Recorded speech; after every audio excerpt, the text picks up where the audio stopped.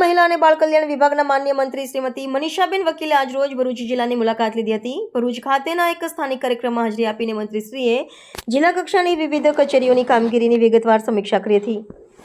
ત્યારબાદ મંત્રીશ્રીએ અંકલેશ્વર ખાતે આવેલ આંબાવાડીની બાલવાટિકાની મુલાકાત લીધી હતી અને ત્યાંના નાના ભૂલકાઓ સાથે સ્નેહભરી મુલાકાત કરી હતી. આ કાર્યક્રમમાં ભરૂચ જિલ્લા ભાજપના પ્રમુખ શ્રી પ્રકાશભાઈ મોદી પણ ઉપસ્થિત રહ્યા હતા.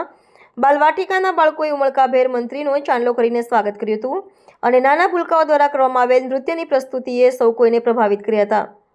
આ મુલાકાત દરમિયાન મંત્રી મનીષાબેન વકીલે બાલવાટિકામાં કાર્યરત બહેનોને બાળકોને આપવામાં આવતા ભોજન, પોષણ અને તેમની કાળજી વિશે પ્રાથમિક પૂછપરછ કરી હતી.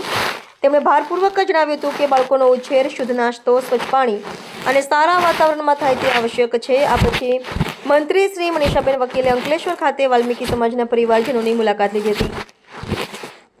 જ્યાં વાલ્મીકી સમાજના આગેવાનોએ તેમનું શાલ ઓઢાડી અને પુષ્પ દ્વારા સન્માનપૂર્વક સ્વાગત કર્યું હતું.